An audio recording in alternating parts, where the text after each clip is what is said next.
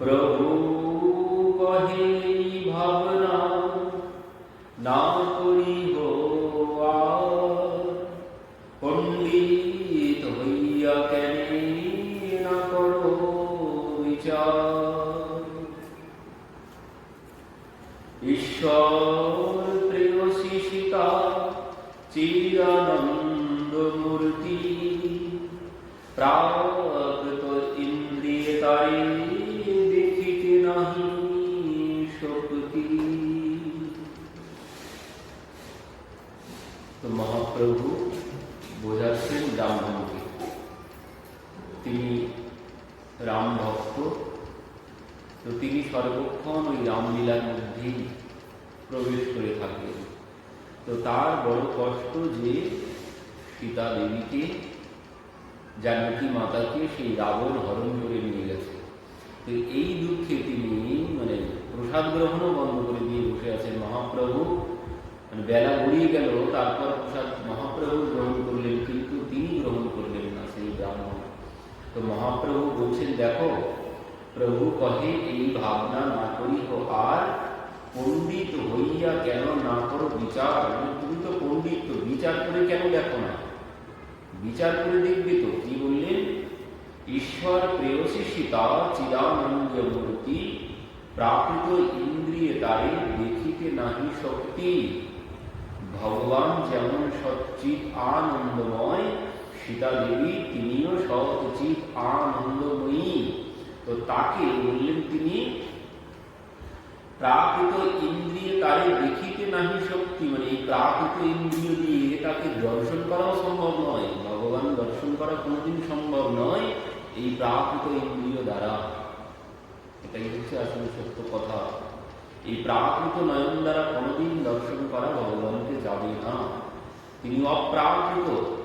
তো সেই অপ্রাকৃত বিষয়কে দর্শন করতে গেলে নিজেকেও অপ্রাকৃত বানাতে হবে, তারপর সেই অপ্রাকৃত বিষয় আমি দর্শন করতে পারবো। দর্শন করা যাবে না তা কিন্তু না, দর্শন করা যাবে, তবে যখন এই প্রাকৃত নয়ন আর থাকবে না, এই প্রাকৃত নয়ন দিয়ে তাকে দেখা সম্ভব নয়। এই জন্য সুরদাসজি তিনি কি করলেন? প্রভুকে বলছেন যে প্রভু নয়ন দান করেছেন, দুইজনাকে তিনি দর্শন করেছেন, প্রভু চলে যাচ্ছেন এবার। তো সুরদাসজি বলছেন, দাঁড়াও প্রভু, কোথায় যাচ্ছ? কেন? প্রভু যে নয়ন দিয়েছ এই নয়ন তুমি নিয়ে নাও, আমি আগে যেমন ছিলাম তেমনই আমাকে করে দাও। ভগবান বলছেন কেন? প্রভু যে নয়ন দিয়ে একবার জগৎ দেখে ফেলব, সেই নয়নে আর তোমাকে দর্শন করা যাবে না। তো এই জন্য তুমি আমার নয়ন যেমন ছিল অমনই করে দাও। তো পরবর্তীতে তিনি পুনরায় অন্ধ হয়ে গেলেন, কিন্তু অন্ধ হলে কি হবে? তিনি সব দর্শন করতেন, তিনি প্রভুকে দর্শন করতেন। কেন বললেন? এই নয়ন জাগতিক নয়ন দিয়ে, যে নয়নে জগৎ দেখা যাবে সে নয়ন দিয়ে কোনোদিন ভগবান দর্শন হবে না। যখন আর এই জগৎ দর্শন হবে না এই নয়ন দিয়ে, তখনই ভগবান দর্শন সম্ভব। তো সুরদাসজি সেই পরীক্ষা হয়েছিল না? সুরদাসজি মন্দিরে আজ হরি দেখায় নঙ্গম নঙ্গা, সুরদাসজি প্রত্যেক দিন মন্দিরে যেতেন। তো মন্দিরে গিয়ে ওই প্রভুকে যেভাবে সাজানো হতো সেই বর্ণনা তিনি ওইভাবে গাইতে শুরু করতেন। তো সবাই ভাবেন এই সুরদাসজি মিথ্যা কথা বলে, আমি দেখতে পাই না। ইনি হয়তো দেখতে পান। তো একদিন কি করেছেন, প্রভুর সেবকরা ভগবানের সেবকরা ভগবানকে কোনো কিছু পোশাক পরাননি। তো বলছেন সুরদাসজি আজ বলুন প্রভুকে দেখতে কেমন লাগছে? তো সুরদাসজি দিয়ে পড়েছেন কি, আজ হরি দেখায় নঙ্গম নঙ্গা। সেদিন কোনো কিছু পরাননি। তো সুরদাসজি গাইছেন আজ হরি দেখায় নঙ্গম নঙ্গা, আজ সম্পূর্ণ অঙ্গে কোনো পোশাক নেই। তো সবাই তখন বুঝলেন যে সুরদাসজি ঠিকই তিনি দেখতে পান না, কিন্তু তিনি দেখতে পান তার ভিতরের নয়ন দিয়ে, তিনি দেখতে পান। এই জন্য বলছে এই প্রাকৃত নয়ন দ্বারা তাকে দর্শন করা সম্ভব নয়। যে নয়নে জগৎ দেখা যায় সে নয়ন দিয়ে ভগবান দেখা কোনোদিন সম্ভব নয়। তো বলছেন যে দেখো তুমি কেন বিচার করো না, তিনি অপ্রাকৃত, আর এই প্রাকৃত নয়ন দিয়ে তাকে কোনোদিন দর্শন করা সম্ভব নয়। স্পর্শ করা তো দূরের কথা, স্পর্শ করা তো দূরের কথা, রাবণ সে কি করে, তার এত বড় শক্তি কোথাও থেকে আছে যে সে সীতামাকে হরণ করবে? কোনোদিন সম্ভব নয়। সীতার আকৃতি মায়া হইল রাবণ, রাবণ আসিতে সীতা অন্তর্ধান হইল, রাবণের আগে মায়া সীতা পাঠাইল। এখানে বলছেন যে যখন রাবণ এসেছে তখন সীতা দেবী সীতামা কি করলেন, ওই অগ্নিদেবকে স্মরণ করলেন।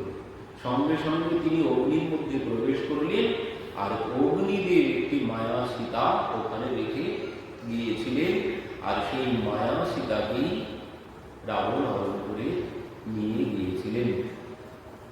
বেদ পুরাণীতে এই কহে নিরন্তর, অপ্রাকৃত বস্তু নহে প্রাকৃত গোচর। বেদ পুরাণীতে এই কহে নিরন্তর বলছেন অপ্রাকৃত বস্তু কোনদিন এই প্রাকৃত নয়নের গোচর নহে।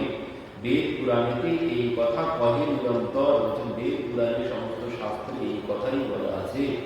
বিশ্বাস করহ তুমি আমার বচনে, অনুরূপী কুভাবনা না করিহ মনে। তুমি আমার কথা বিশ্বাস করো, এই ভাবনা তুমি আর ভেবো না, তোমার কোনো কষ্ট পেতে হবে না। রাবণ যে সীতাকে নিয়ে গেছেন সে প্রকৃত সীতা নয়, সে হচ্ছে মায়া সীতা। প্রভুর বচনে বিপ্রের হইল বিশ্বাস, ভোজন করিল হইল জীবনের আস। এবার প্রভুর কথা বিশ্বাস করে সে এবার ভোজন করেছে।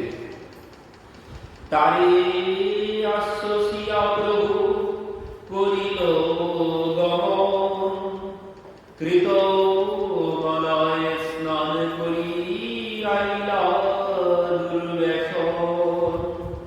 দুর্বেশন রঘুনাথে করিল রসন, মহেন্দ্র শৈলে পরশুরামে করিলা বন্দন। বলছেন সেখান থেকে প্রভু কৃতমালায় এলেন, কৃতমালায় স্নান করলেন, মহেন্দ্র শৈলে পরশুরামে করিলা বন্দন। সেতুবন্ধে আসি করিল ধনুতীর্থে স্নান, রামের শরণ দেখি তাহা করিলা বিশ্রাম। বিপ্র সভায় শুনে তাহার পূর্ব পুরাণ, তার মধ্যে আইল অতিব্রতা উপাখ্যান। প্রভু রামেশ্বরণ গেলেন, রামেশ্বরণ থেকে তিনি বলছেন সেখানে রামেশ্বরণ দেখি তাহা করিলা বিশ্রাম। বিপ্র সভায় শুনে তাহা পূর্ব পুরাণ। রামেশ্বরণে তিনি ব্রাহ্মণদের সভায় গিয়েছিলেন, তো সেখানে কি বলছেন, বিপ্র সভায় শুনে তাহা পূর্ব পুরাণ, সেখানে পূর্ব পুরাণ পাঠ হচ্ছে। তার মধ্যে আইল পতিব্রতা উপাখ্যান, সেই পূর্ব পুরাণ পাঠে মহাপ্রভু যখন গিয়ে উপস্থিত হয়েছে সেখানে এই প্রসঙ্গই পাঠ হচ্ছে। মায়া সীতা নীল রাবণ শুনিল ব্যাখ্যানে, শুনি মহাপ্রভু হইলানন্দিত মনে।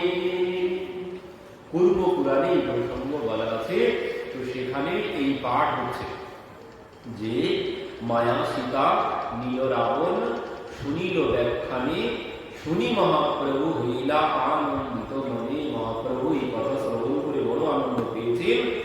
পতিব্রতা শিরোমণি জনক নন্দিনী, জগতের মাতা সীতা শ্রীরাম ধরণী। রাবণ দেখি সীতা লইল অগ্নি শরণ, রাবণ হইতে অগ্নি কইলা সীতা আবরণ। যখন রাবণ এসে দাঁড়িয়েছিল সীতা দেবী তখন অগ্নিদেবকে স্মরণ করেছিলেন, তো সেই অগ্নিদেব সীতা দেবীকে নিয়ে সেখান থেকে চলে গিয়েছিলেন। সীতা লইয়া রাখিলেন পার্বতীর স্থানে, মায়া সীতা দিয়া অগ্নি বঞ্চিলা রাবণে। বলছেন সীতা লইয়া রাখিলেন পার্বতী দেবীর কাছে, সীতাকে নিয়ে গিয়ে অগ্নিদেব পার্বতী দেবীর কাছে রেখেছিলেন, আর ওইখানে একটি মায়া সীতা তিনি রেখে গিয়েছিলেন, আর সেই মায়া সীতাকেই রাবণ সেখান থেকে নিয়ে গিয়েছিলেন।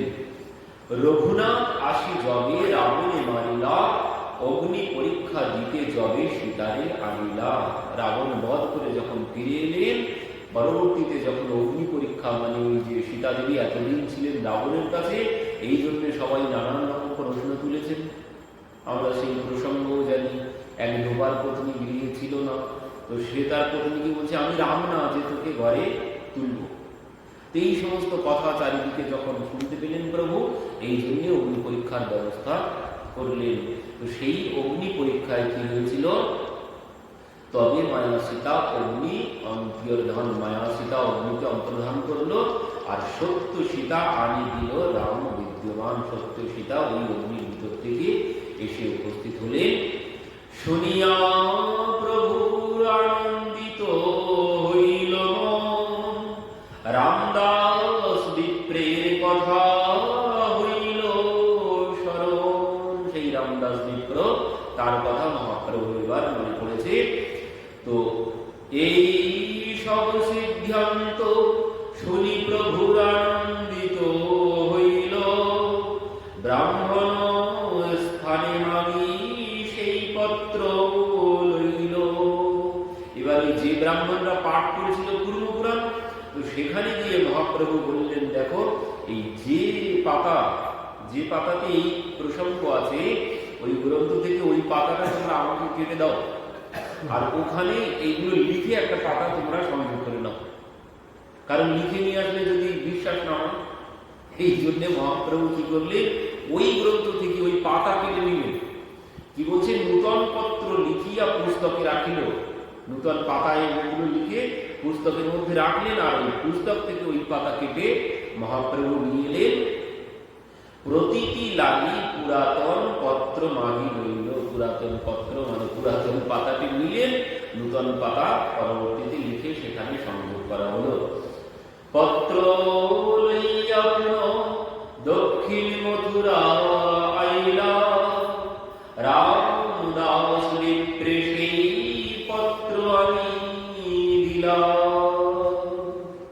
পত্র লইয়া দক্ষিণ মথুরা আইলা, রামদাস বিপ্রে সেই পত্র এনে প্রভু তার কাছে দেখালেন। সেখানে কি লেখা আছে,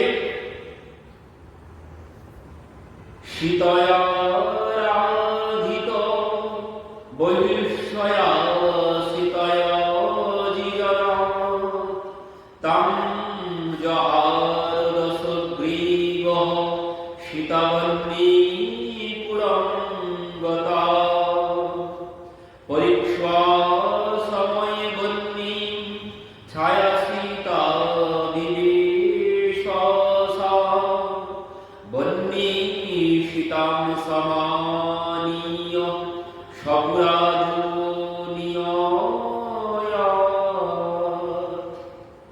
সীতয়া রাধিত বন্নিষ্ঠয়া সীতা জীবনত, त्यं জাহার দশ গ্রীবঃ সীতা বন্নি পুরঙ্গত। বলছেন এই যে সীতয়া রাধিত বন্নি মানে সীতা দেবী অগ্নিদেবকে আহ্বান করলেন। त्यং জাহার দশ গ্রীবঃ, বলছেন রাবণ যে সীতাকে নিয়ে গেছেন সে সীতা ওই মায়া সীতা, আর প্রকৃত সীতা অগ্নিদেবকে আহ্বান করে অগ্নিদেবের কাছে তিনি চলে গিয়েছিলেন, আর সেখানে অগ্নিদেব মায়া সীতা রেখে দিয়েছিলেন। পরীক্ষা সময়ে বন্নি, এই যে পরীক্ষার সময়ে বন্নি মানে অগ্নি পরীক্ষা, বন্নি মানে অগ্নি, পরীক্ষা সময়ে বন্নি ছায়া সীতা বিবেশসা, বলছেন ছায়া সীতা অগ্নি পরীক্ষার সময় অগ্নির মধ্যে চলে গিয়েছিল। বন্নি সীতায়ম মানে অগ্নিদেব সীতাকে সমানীয় সপুরাজুদ নয়ত, বললেন প্রকৃত সীতা অগ্নিদেব তখন এনে দিয়ে গিয়েছিলেন। পত্র পাইয়া বিপ্রের হইল আনন্দিত মন, প্রভুর চরণ ধরি করে ক্রন্দন। বিপ্র কহে তুমি সাক্ষাৎ রঘুনন্দন, সন্ন্যাসীর বেশে মোর দিলে দর্শন।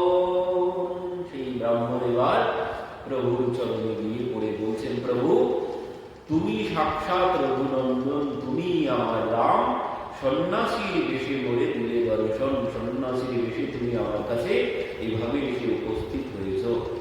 তো মহা দুঃখ হইতে মোরে করিলা নিস্তার, মহা দুঃখের মধ্যেই আমি ছিলাম, তো সেই দুঃখ থেকে তুমি আমাকে নিস্তার করলে, আজই মোর ঘরে ভিক্ষা করো অঙ্গীকার। আজ পুনরায় তুমি আমার ঘরে ভিক্ষা গ্রহণ করো, কারণ এবার আজ আমি নিশ্চিন্তে আনন্দ মনে তোমাকে ভিক্ষা করাবো। সেদিন তো করেছি ওই চিন্তামগ্ন অবস্থায়, কিন্তু আজ আমি তোমাকে ভালোভাবে ভিক্ষা করাবো। মন দুঃখে ভালো ভিক্ষা না দিল সেদিন, মোর ভাগ্যে পুনরতি পাইলা দর্শনে। সে কথা বলছেন, মনের দুঃখে ভালো ভিক্ষা না দিলা সেদিনে, মনের দুঃখে সেদিন ভালোভাবে আমি ভিক্ষা দিতে পারিনি, মানে ভালোভাবে তোমার সেবা করতে পারিনি। তো মোর ভাগ্যে পুনরায় পাইলাম দর্শন, আমার ভাগ্যে আজ পুনরায় আমি তোমাকে পেয়েছি। এত বলি সুখে বিপ্র শীঘ্র পাপ করিল, উত্তম প্রকারে প্রভুকে ভিক্ষা করাইল। এবার খুব নিশ্চিন্তে আনন্দ মনে তিনি রন্ধন করলেন, করে প্রভুকে ভোজন করালেন। সেই রাত্রি তাহারহি তাহার কৃপা করি, পাণ্ড্য দেশে তাম্রপর্ণী আইলা গৌরহরি। তাম্রপর্ণী স্নান করি তাম্রপর্ণী তীরে, নয়ত্রিপদী দেখি বুলে কৌতূহলে। চিরয় তালা তীর্থ দেখি শ্রীরাম লক্ষ্মণ, তিল কাঞ্চি আসি কইল শিব দর্শন। দক্ষিণ ভারতের সমস্ত তীর্থের নাম, তামিল তেলুগু নাম সব বিভিন্ন রকমের নাম দক্ষিণ ভারতের।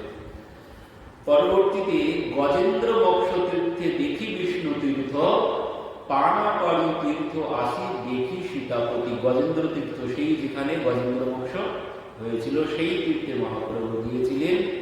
পানাগড়ি তীর্থে আসি দেখি সীতাপতি, চান্তাপুরী আসি দেখে শ্রীরাম লক্ষ্মণ, শ্রীবৈকুণ্ঠে বিষ্ণু আসি কইল দর্শন।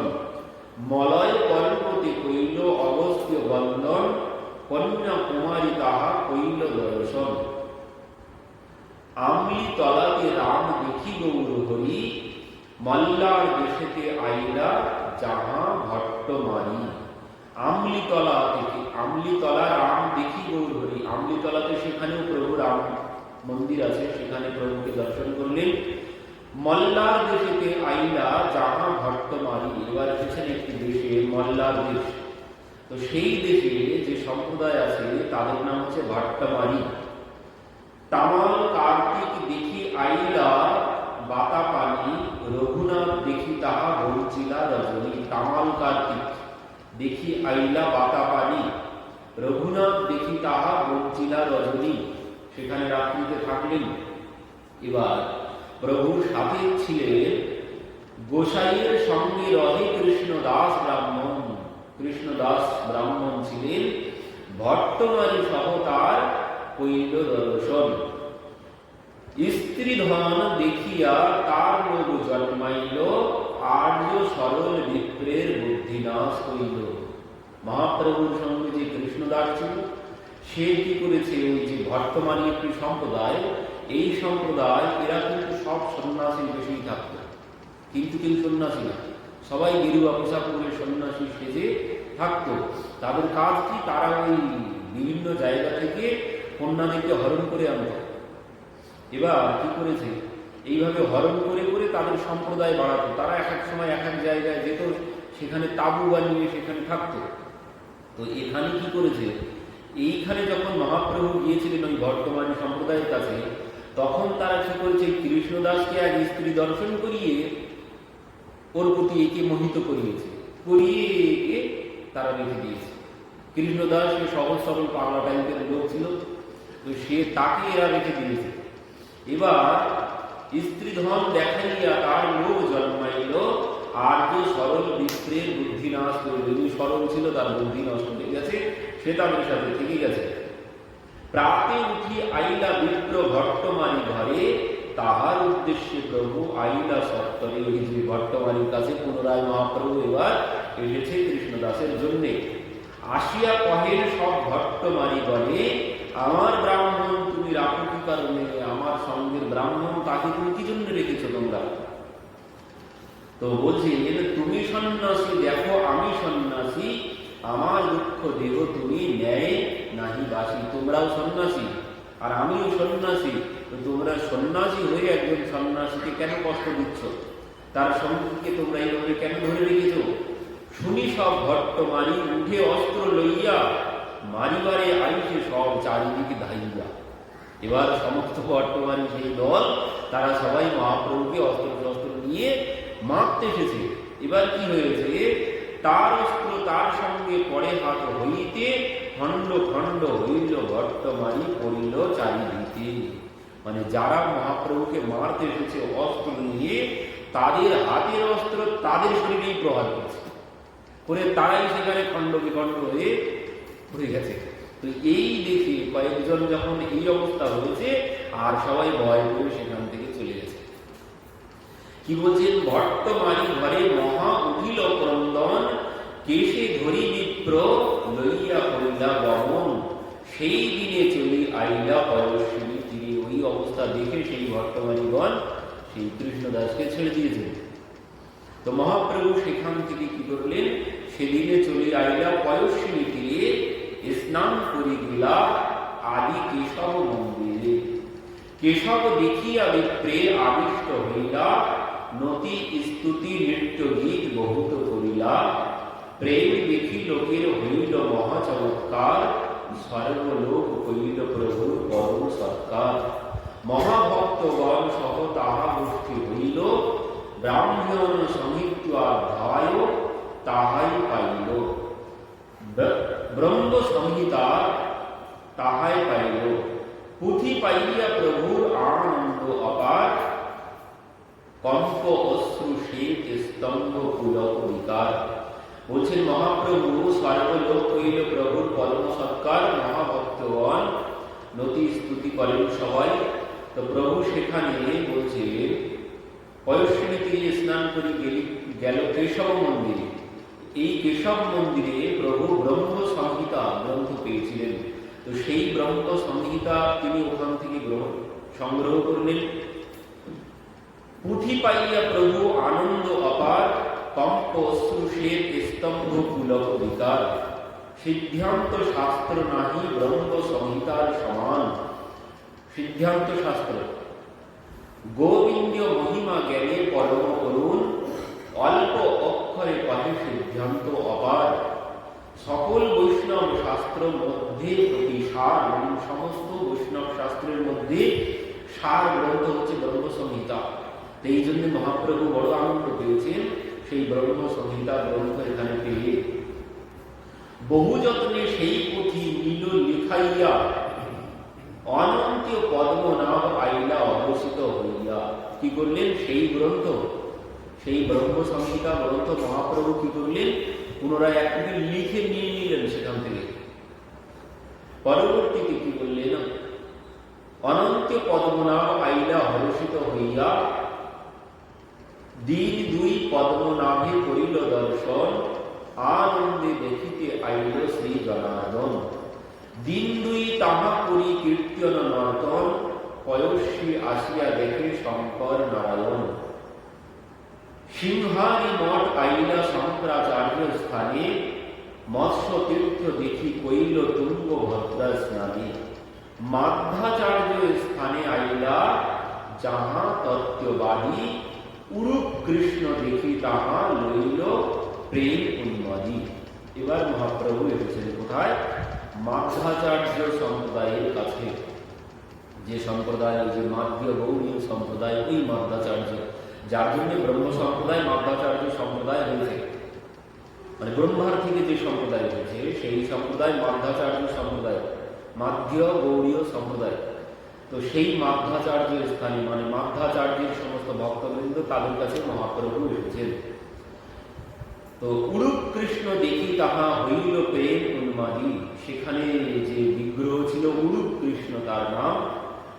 তো নর্তন গোপাল কৃষ্ণ পরম মোহনে, মাধ্যাচার্য স্বপ্ন দিয়া পাইলা এই স্থানে। গোপাল, গোপালের বিগ্রহ। তো সেই গোপালের বিগ্রহ একজন ব্যবসায়ী, তিনি যাচ্ছিলেন মানে জলে নৌকায় করে, নৌকা যোগে তিনি যাচ্ছিলেন, মানে দ্বারকা হইতে তিনি আসছিলেন। তো দ্বারকা হইতে তিনি যখন আসছিলেন, নৌকা যখন এই মাধ্যাচার্যের যে আশ্রম ওইখানে যখন এসেছে, ওইখানে এসে ওই নৌকা জলমগ্ন মানে ডুবে যায়। পরবর্তীতে এই গোপাল মানে ওই নৌকার মধ্যে গোপাল ছিল, তো সেই গোপাল এই মাধ্যাচার্যকে মানে স্বপ্নে জানিয়ে দিলেন যে এখানে নৌকার মধ্যে, জলের মধ্যে নৌকার মধ্যে আমি আছি, এখান থেকে আমাকে তুমি নিয়ে যাও। তো সেখান থেকে এই মাধ্যাচার্য যে তিনি গোপাল এনে এখানে প্রতিষ্ঠা করেছিলেন, তো সেই গোপালের নাম তিনি রেখেছিলেন উরূপ কৃষ্ণ। তো সেই গোপালকে দর্শন করে মহাপ্রভু বড় আনন্দ পেয়েছেন, সেখানে নর্তন কীর্তন করলেন। কিন্তু কি হয়েছে, মাধ্যাচার্যের যত অনুগামী মানে শিষ্যগণ, তারা কেউ মহাপ্রভুর কাছে যাচ্ছেন না, কারণ তারা সন্ন্যাসী ভালোবাসেন। সন্ন্যাসী দর্শন করলে তাদেরকে তারা স্নান করে, সন্ন্যাসী দর্শন করলে তাদের এমন মত, তারা যদি দেখে যে সন্ন্যাসী, তো সঙ্গে সঙ্গে তারা কি করে, সব বস্ত্রে স্নান করে, বস্ত্র সহ মানে সমস্ত বস্ত্র ধুয়ে ফেলে, এমন তারা ঘৃণা করে সন্ন্যাসীদেরকে। তো পরবর্তীতে কি হয়েছে, গোপীচন্দন ভিতরে আছিলা বিনাইতে, মাধ্যাচার্য সেই কৃষ্ণ পাইলা কোন মতে, মাধ্যাচার্য আনি তারে করিলা স্থাপন, যদ্যপি তার সেবা করে তত্ত্ববাদীগণ।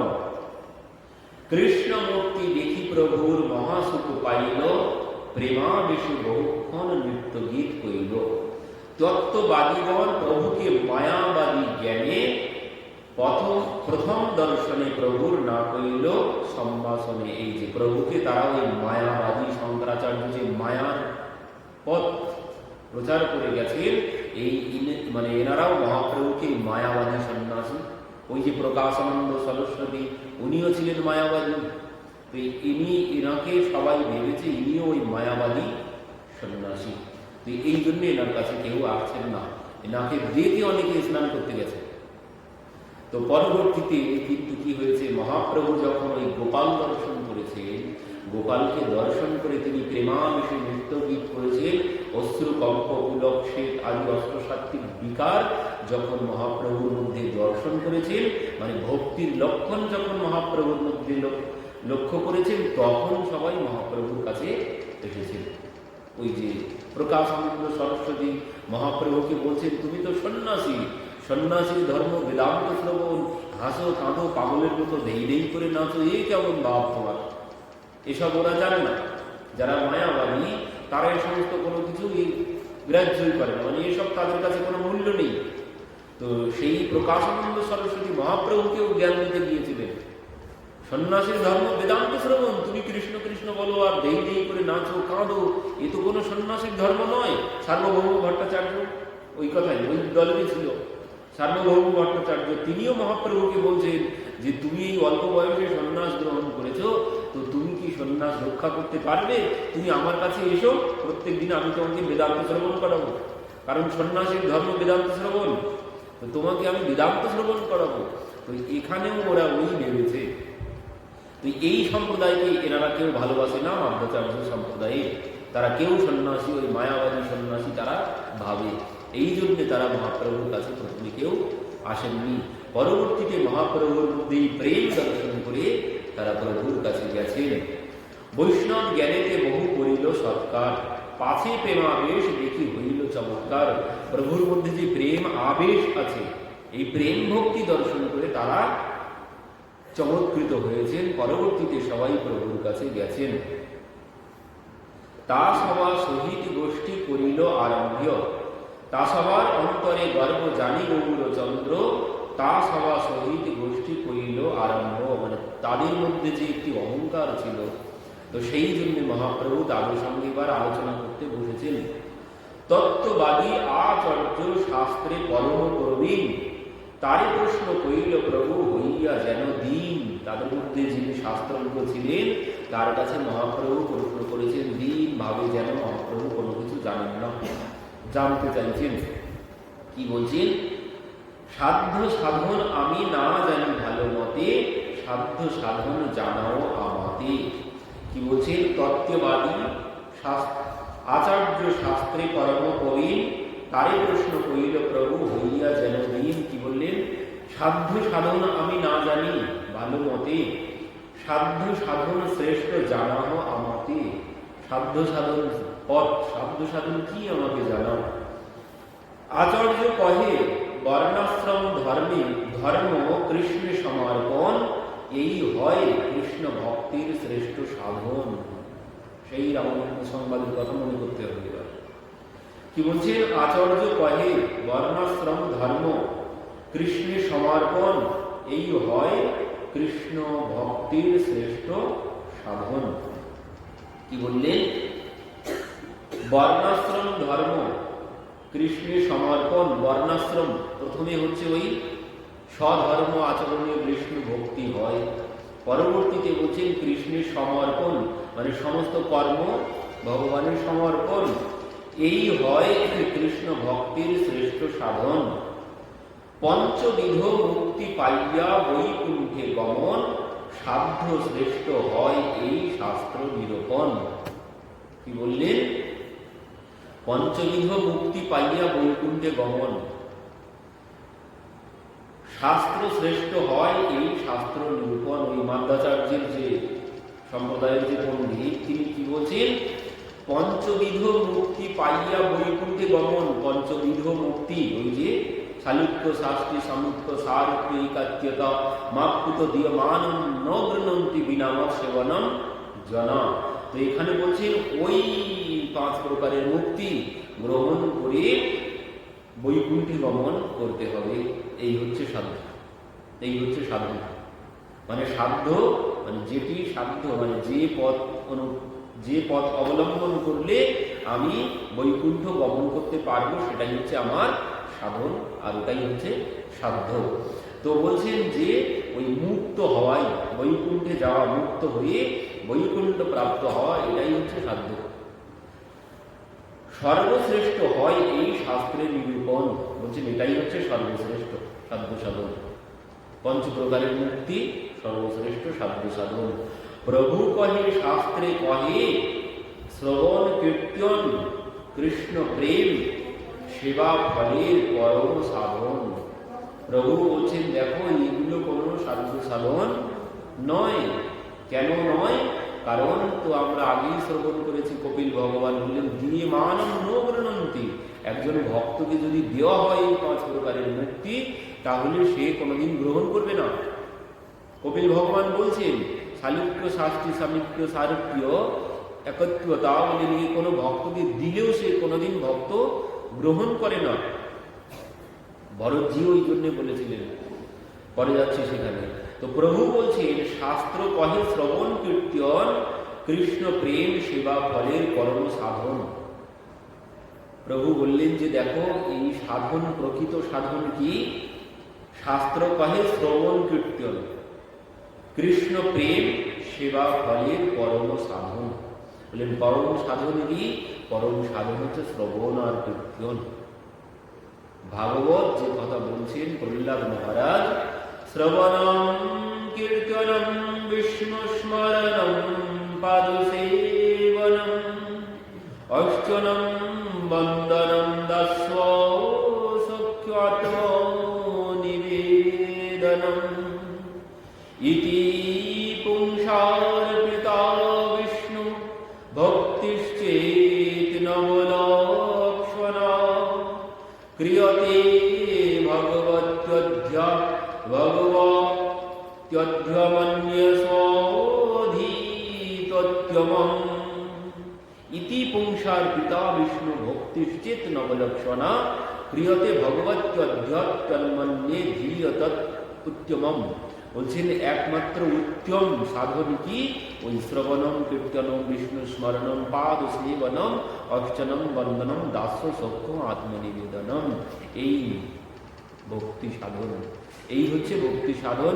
ইতি পুংসার পিতা বিষ্ণু বলছেন এই হচ্ছে সব থেকে পবিত্র সাধন, সব থেকে পবিত্র সাধন এই নবদা ভক্তি। তো বলছেন এই নবদা ভক্তি মানে কি তোমাকে 9টি দরকার নেই। শ্রবণ কীর্তন বিষ্ণু স্মরণম পাদ সেবনম অর্চনম বন্দনম দাস্য সখ্য আত্মনিবেদনম। বললেন এই যে নবদা ভক্তি, এই 9টি পথ ভক্তি লাভের পথ এই 9টি।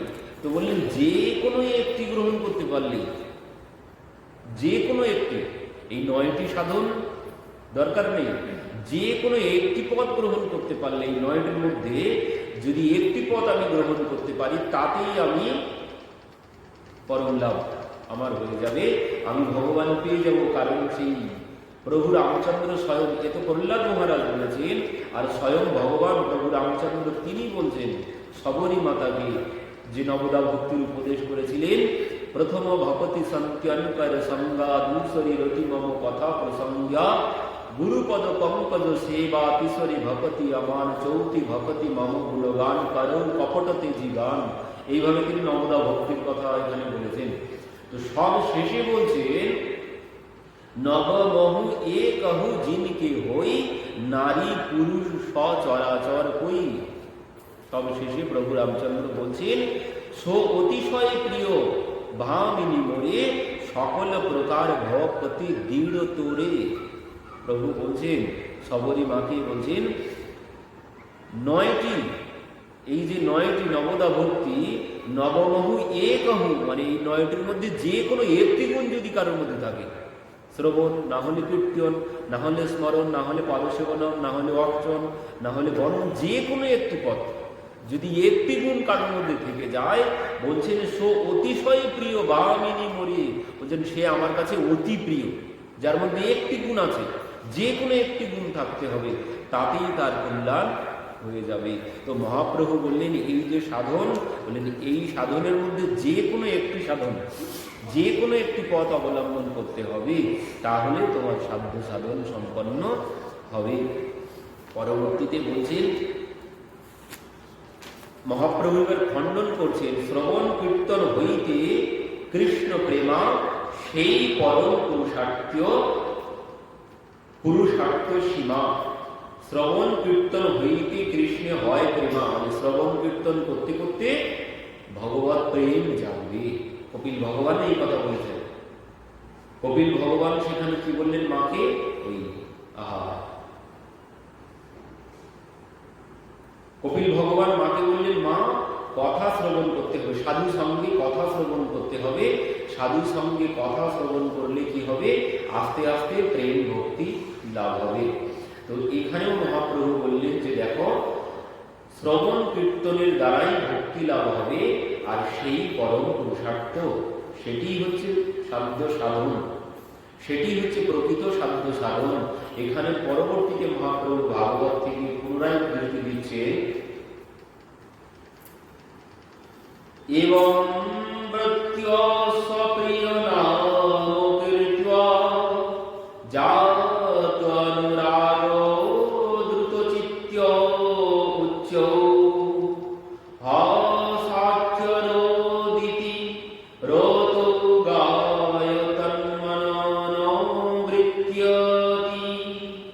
কি বলছেন, এবং প্রত্যয় স্বকীয় মাত্র কীর্তন্যানুরাগ দ্রুত চিত্ত উচ্চই, একমাত্র শ্রবণ কীর্তন স্বপ্রিয় নাম কীর্তন, মানে ভগবানের নাম কীর্তন একমাত্র সাধ্য সাধন। নাম কীর্তন করলেই সে পরম লাভ, মানে তার প্রেম ভক্তি। সাধ্য সাধন কি, এই নাম কীর্তনের দ্বারাই ওই ভক্তির সাধন শুনিতে হয় মন। মহাপ্রভু বললেন একমাত্র নাম সংকীর্তন, ভক্তি লাভ করতে গেলে কি করতে হবে, নাম জপ করতে হবে। তো এখানেও ভাগবতে অনেক জায়গায় এই কথাই বলেছেন যে সুখদেব জি প্রেম ভক্তি পেতে গেলে নাম সংকীর্তন। তো মহাপ্রভু সেই কথা বলছেন। আর কর্মত্যাগ কর্ম নিন্দা সর্বশাস্ত্রে কহে, কর্ম হইতে কৃষ্ণ প্রেম ভক্তি কবু নহে। কর্ম ত্যাগ আর কর্ম নিন্দা সর্বশাস্ত্রে কহে। ওনারা যে বললেন সর্বকর্ম ভগবানের সমর্পণ করতে হবে, তো মহাপ্রভু এখানে কি বলছে, কর্ম ত্যাগ কর্ম নিন্দা সর্বশাস্ত্রে কহে। কর্মকে সর্বশাস্ত্র নিন্দা করেছে। কর্ম হইতে কৃষ্ণ প্রেম ভক্তি কবু নহে, কর্মের দ্বারা কোনদিন, ওই যে আমরা বলি কর্মই ধর্ম, কর্মই শ্রেষ্ঠ, রামানন্দ আচার্যজিও বলেছেন কর্মের কথা। মহাপ্রভু সেখানে বলেছেন ইহবাচ্য আগে কহবার তো এখানে কি বলছে, আজ্ঞায়িত গুণান দেশান মায়াদৃষ্ট নাপি স্বপান ধর্মান সন্ত্যর্য ইহ সর্বান মাম ভজতে সচ উদ্যমঃ। ভগবান বলছেন গীতায়, ভাগবতে বলছেন আজ্ঞায়িত গুণান দেশান মায়াদৃষ্টি নাপি স্বপান, বলছেন আমি শাস্ত্রে যে সমস্ত কর্মের উপদেশ করেছি, আমি শাস্ত্রে যে সমস্ত কর্মের উপদেশ করেছি সেই সমস্ত কর্ম পরিত্যাগ পূর্বক, মানে তার ভালো মন্দ বিচার করে সেই কর্ম ত্যাগ করতে হবে। আমি যে সমস্ত কর্মের উপদেশ করেছি সমস্ত কর্ম ত্যাগ করে ধর্মান সন্ত্যর্য ইহ সর্বঃ মাম ভজত সচ উদ্যমঃ, সব কিছু ত্যাগ করে সমস্ত কর্ম ত্যাগ করে যিনি আমার ভজন সাধন করেন তিনি হচ্ছেন উত্তম, সচ উত্তমঃ। আর এই কথাই গীতাতে বলেছেন, এই কথা গীতায় বললেন সর্বধর্মান পরিত্যাজ্য মাম একম শরণম ব্রজঃ, তোমার সমস্ত ধর্ম তুমি ত্যাগ করো, করে একমাত্র আমার শরণাপন্ন হও, তোমার কোনো চিন্তা নেই, আমি তোমাকে মোক্ষের স্বামী মা সূচক, আমি তোমাকে রক্ষা করবো, তোমার কোনো চিন্তা করতে হবে না, তুমি সর্বধর্ম পরিত্যাগ করে দাও, দিয়ে আমাদের শরণ গ্রহণ করো, এটাই হচ্ছে সর্বশ্রেষ্ঠ পথ। আর এনারা কি বলছেন, কর্ম করো, সেই কর্ম করে ভগবানের চরণে সেই কর্ম সমর্পণ করো। মহাপ্রভু বললেন ও পথ সর্বশ্রেষ্ঠ পথ নয়, যদি হতো তাহলে এই কথা ভাগবত গীতা বলতো না, ভগবান নিজে বলেছেন এই কথা। আমি শাস্ত্রে যে সমস্ত কর্মের উপদেশ করেছি সেই সমস্ত কর্ম পরিত্যাগ পূর্বক যে আমার সেবা করে সেই হচ্ছে সচ উত্তম, সেই হচ্ছে উত্তম। গীতাতেও ওই কথা বলেছেন। তো কোন ধর্মের কথা বলেছেন? ওই যে লোক ধর্ম, দেশ ধর্ম, মানে সংসারে যত ধর্ম আছে সেই ধর্ম পরিত্যাগের কথা বলেছেন। পরিত্যাগ করে সম্পূর্ণরূপে আমাকে সমর্পিত হও, ওই স্বধর্ম আচরণ প্রথম কথা আছে রায় রামানন্দ সংবাদের প্রথম, স্বধর্ম আচরণে বিষ্ণু ভক্তি হয়। স্বধর্ম কি? স্বধর্ম মানে ওই নিজের নিজের যা সাংসারিক ধর্ম, যে কর্তব্য, সংসারে যে কর্তব্য, পিতা মাতার কর্তব্য, পুত্রের কর্তব্য, পতির কর্তব্য, পত্নীর কর্তব্য, এগুলোকে ধর্ম বলা হয়। ওই জন্যই বলা হয় যে সংসার ধর্ম বড় ধর্ম। আমরা বলি কেন? কারণ সংসারের এগুলোকে ধর্ম বলা হয়।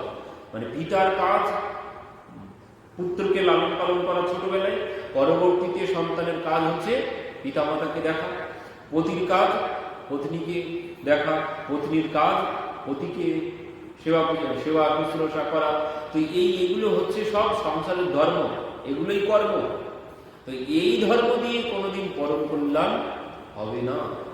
এই ধর্ম ততদিন করতে হবে, বললেন সংসার ধর্ম ততদিন পালন করতে হবে যতদিন না পরম ধর্মের পথে তুমি যেতে পারছ। বললেন এর মধ্যে থেকে তোমাকে পরম ধর্ম অবলম্বন করতে হবে।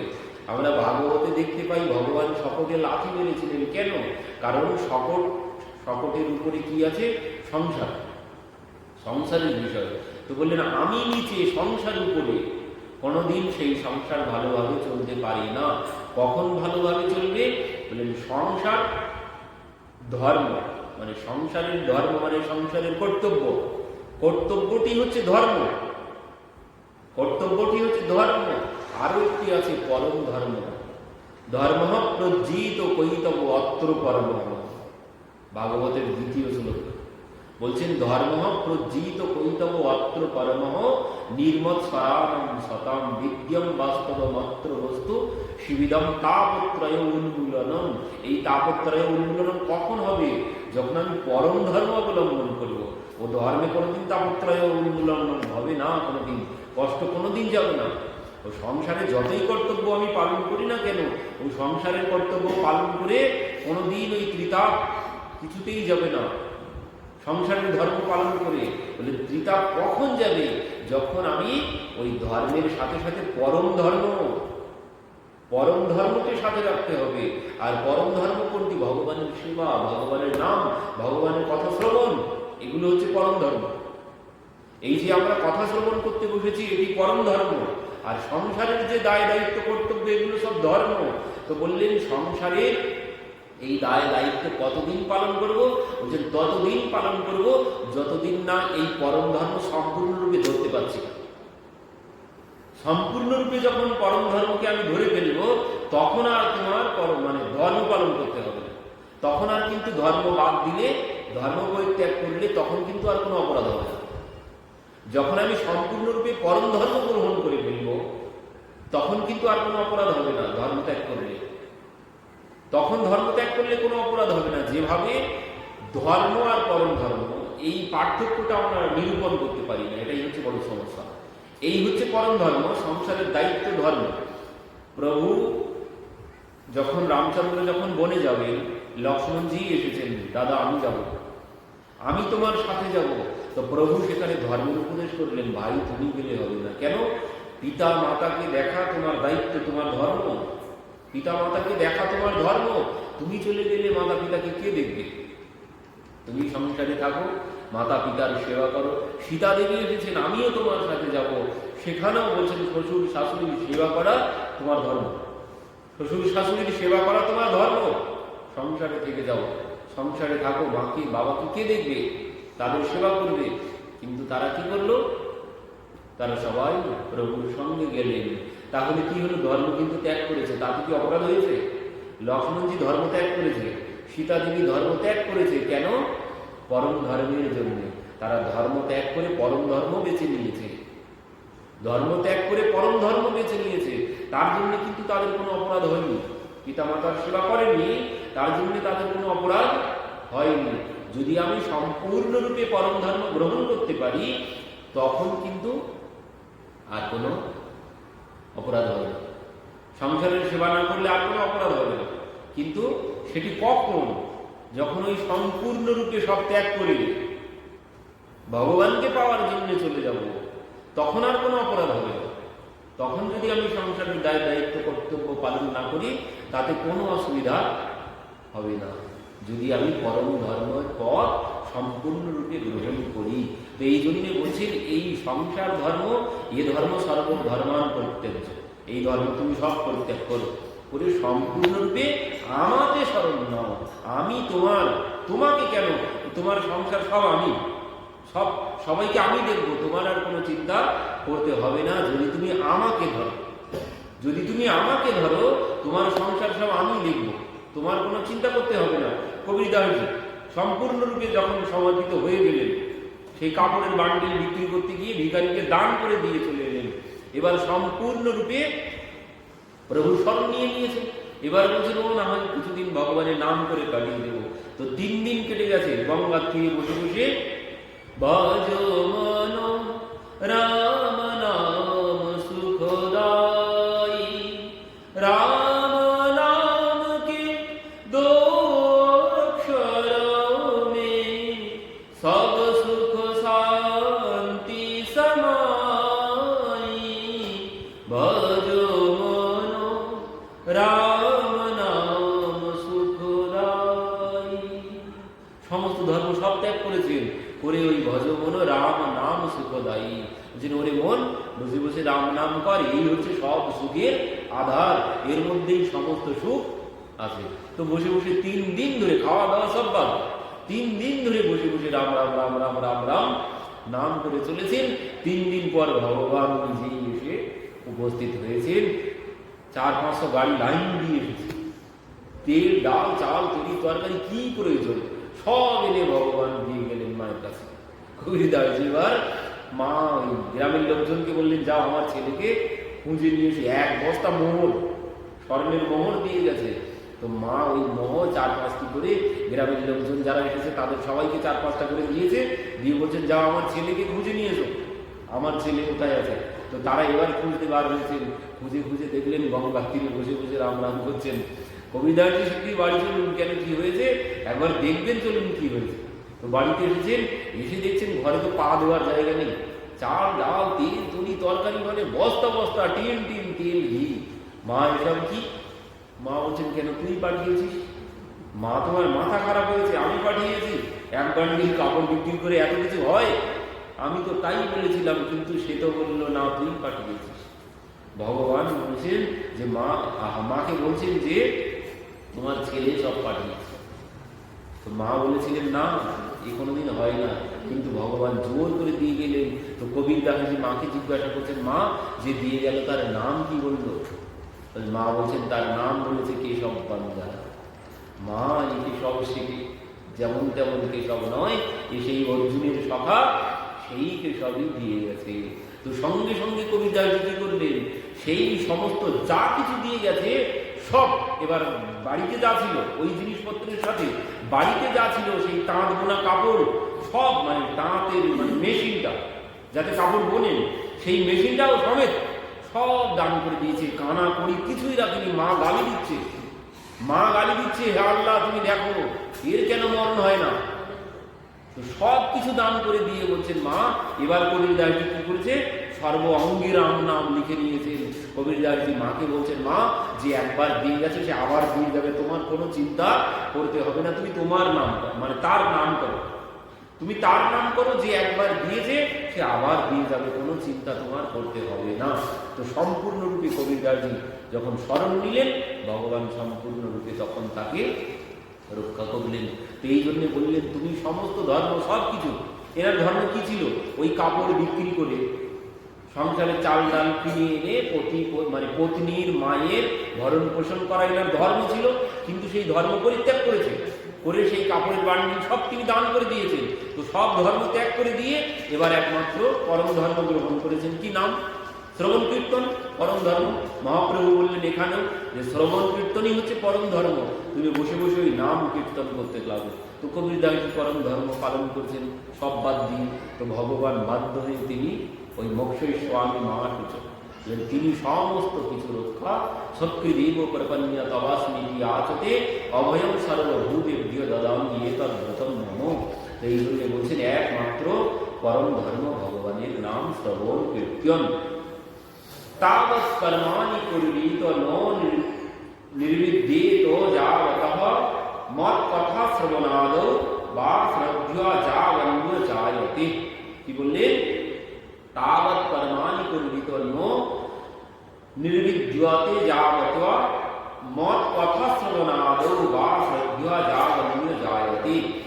একমাত্র কর্তব্য হচ্ছে ভগবানের কথা শ্রবণ কীর্তন শ্রদ্ধা সহকারী।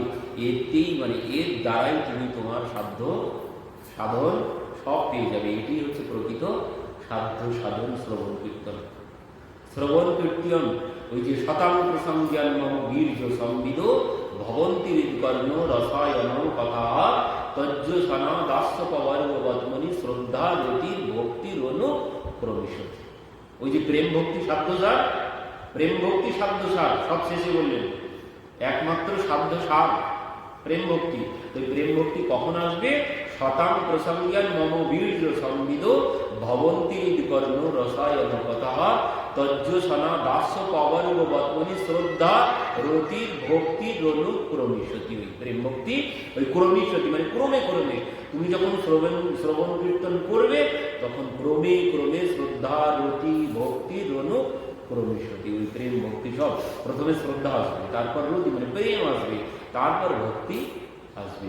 তো এই জন্য বললেন শ্রবণ কীর্তনই হচ্ছে একমাত্র সাধ্য সাধ। শ্রবণ কীর্তনের দ্বারাই আমার সম্পূর্ণ লাভ হতে পারে। শ্রবণ কীর্তন ছাড়া কোনোদিন আমি সম্পূর্ণরূপে ওই সাধ্য সাধন প্রাপ্ত হতে পারবো না। এই শ্রবণ কীর্তনের দ্বারাই আমি আস্তে আস্তে প্রেম ভক্তি লাভ করব, আর তখনই আমি আমার সম্পূর্ণরূপে গন্তব্যস্থলে আমি পৌঁছাতে পারবো, তাছাড়া কোনোদিন সম্ভব নয়। তো পরবর্তীতে এই জন্য বলছেন পঞ্চবিধ মুক্তি ত্যাগ করে ভক্তগণ বলিবি করি ভক্তি দেখে নরকের সম। বলছেন পঞ্চবিধ ভক্তিকে আমার ভক্তগণ, মহাপ্রভু বলছেন ভক্তগণ এই যে পঞ্চবিধ মুক্তিকে নরকের সমান ভাবেন। যারা ভক্ত তারা কোনোদিন মুক্তি গ্রহণ করেন না, তাদের কাছে মুক্তি হচ্ছে নরক সম।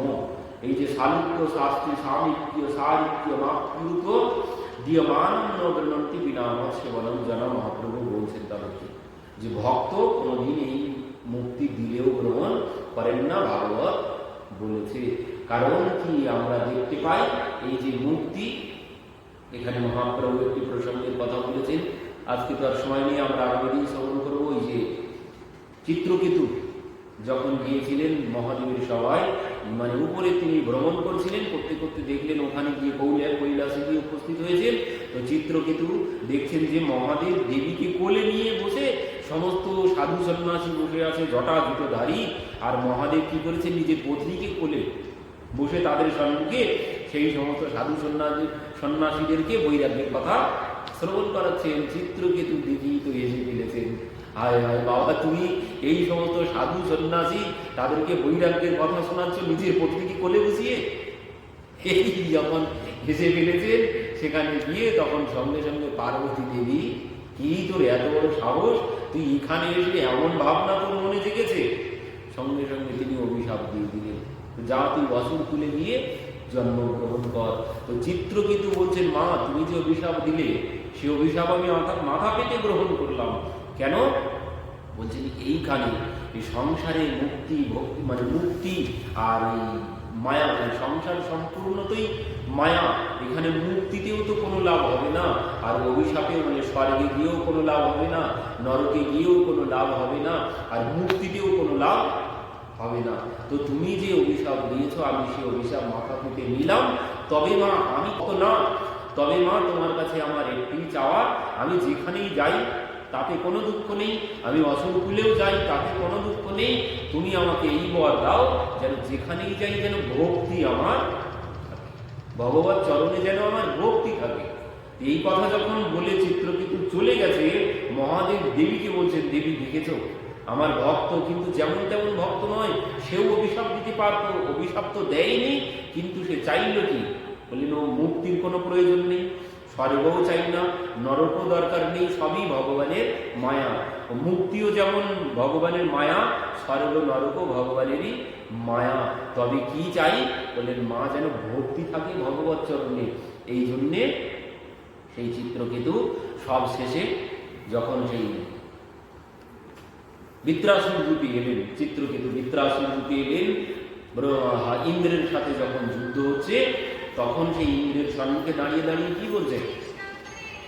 বৃত্রাসুর ইন্দ্রের সম্মুখে দাঁড়িয়ে বলছেন যে ভগবানকে ডাকছেন, মানে ইন্দ্র বজ্র নিয়ে দাঁড়িয়ে আছে, ইন্দ্র যখন বজ্র নিয়ে দাঁড়িয়ে আছে, বৃত্রাসুর সেই বজ্র সম্মুখে মানে মৃত্যু সম্মুখে দাঁড়িয়ে আছে, আর সেখানে দাঁড়িয়ে দাঁড়িয়ে সেই বৃত্রাসুর বলছেন, অহম হরে তব পাদৈক মূল দাসানু দাস ভবিতাস্মি ভূয়।